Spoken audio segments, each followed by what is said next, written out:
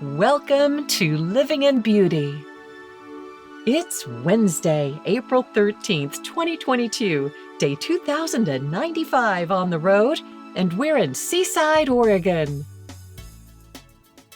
Alaska, on our way at last. Since the moment we met Beauty in 2015, our thoughts turned to an overland journey to Alaska, a place we've never been. But as new inductees to RV travel, we took a 4-year pause for research and outfitting before daring the challenge. In due time was our motto. With many advisors and consultants on hand, in the end, it is Jim's determination, forecasting, and exquisite attention to detail which keeps our Alaska vision and progress on course. Preparations began in 2019 when the Airstream factory installed new axles and a lift kit. Then, while in position for a midwinter 2020 departure to Alaska from San Diego, the pandemic forced a detour.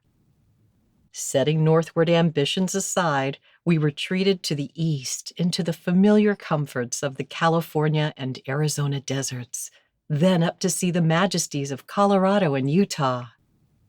In 2021, we set out for the Maritimes, hoping the Canadian border would open for summer tourism.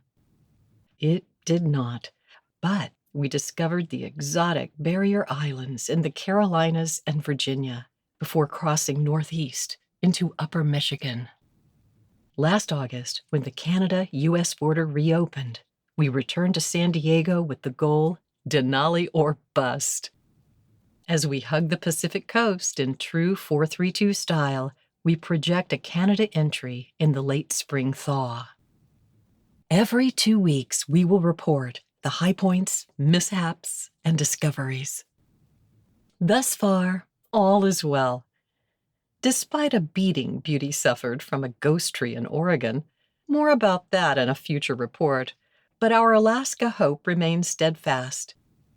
We signed up for adventure, and the hail marks, bumps, and bruises go proudly before us as we slowly ascend toward North America's last frontier. Our health is good. The cool climate fortifies our appetite for outdoor exercise. The salty coastal air mates with the tang of the winter forest floor, and every whiff reminds us that we're not in the desert anymore. Each day, we awaken to the glories of the rugged California and Oregon coastlines and gape in awe at the dramatic promontories and verdant wetlands teeming with wildlife and shorebirds.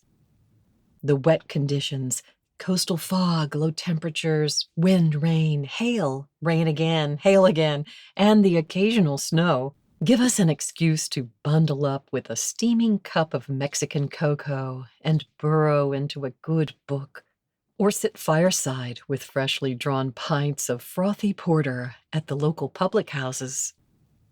Before a long sojourn away from home, some Indigenous American families sing the travelers on their way. The mysterious rhythms of these ceremonial songs heave with longing for the familiar and the sad specter of a permanent departure. The custom is wise. If these last 2 years have taught us anything, the truth of our mortality is an ever-present cognition. There are no guarantees. Still, our senses hunger for signs of a safe journey ahead. And on that mid-January night before pulling out of San Diego, we felt the heavens had tossed us a blessing. The next morning, snow-capped mountains flanked by palm trees escorted us all the way to the City of Angels. Speaking of angels, we stopped in Riverside to lunch with dear friends Margie and Yuli Pabon from high school before continuing the surreal journey through Los Angeles to PCH and finally to our home for 7 days at Malibu Beach RV Park, where we settled into our perch on the hillside with an Osprey's eye view of Escondido Beach and Paradise Cove. As if the beautiful beaches are not enough, We arrived with tickets for the J. Paul Getty Museum and the Getty Villa Museum. The recently reopened museums are LA's best-kept secret. If they charged $50 entrance, it would still be the best thing in town, but it costs nothing other than a bit of planning and a small parking fee. The following morning, we left Pico to enjoy the view and drove 24 miles on the 405 to a secure lot and drove the Getty tram up to the museum grounds. The first thing you see at the entrance features a boy presenting a completely naked frog to a woman who is apparently so overcome by the spectacle that she loses her footing and tumbles down the stairs. Score 1 for art. We were all eyes. Back in our house-poor days, we would bring our own lunch and picnic on the lawn before perusing the galleries. But in celebration of the end of a 2-year museum fast, we made reservations at the restaurant. Then we leisurely toured my favorite part, the exterior. For decades, the Getty has served as our special place, our thinking place, where we come to unwind after a crisis or gird up for a challenge. The management limits the crowd, so it's always a relaxing atmosphere. We come for the views, the galleries, to see our old friends, and to view the gardens. Something different always captures our attention. Before the pandemic, we would stay after closing for a concert, film, or play. But the event calendar had not resumed, so we settled for a bottle of wine on the patio. In a small way, we always carry the Getty with us. The used street banners make gorgeous, weather-durable outdoor table covers, floor cloths, and wall coverings, indoors or out. We've used the same banner for 10 years now. The used street and exhibition banners are available at the Getty store and can be ordered online.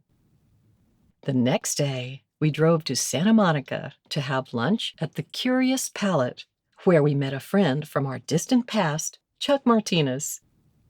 In the early 70s, he was the owner of the Magic Shop on 30th Street in San Diego.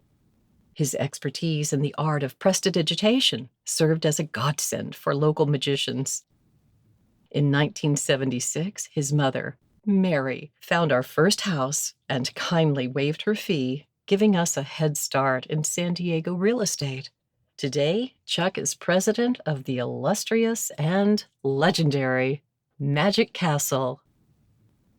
The next day, we returned to Santa Monica on business. The bike shop had a Dolphin e-bike in stock to replace the bike I lost in Chula Vista. All's well that ends well. The journey song continued when our forever buddies, Sam and Jim Pascarella, drove up from San Diego for a day at the Getty Villa.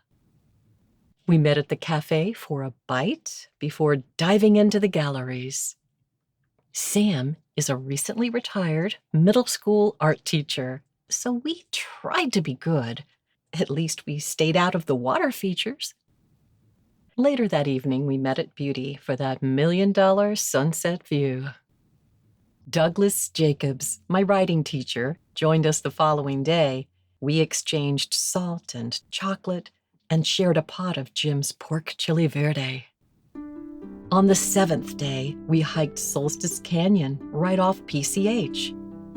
The trailhead is a short drive and an easy walk from the campground. This trail, if you will excuse the expression, has energy. Everything glows with a singular presence. Right away, Pico picked up on the excellent vibe. We connected to this place, where the stream lays low, parrots rule the sky. Voices seemed to murmur from the old homestead. The wind stirred a mournful howl from the fire-hollowed oak. The final note of our journey song, setting us free to go over the mountains to see what we can see. Thank you for joining us at Living in Beauty. If you like this post and want to be notified when a new one is released, Please enter your email address and click the follow button at the bottom of this page. For more info, check out our travel maps and facts. Okay, that's it for now. Safe and happy travels. Until next time.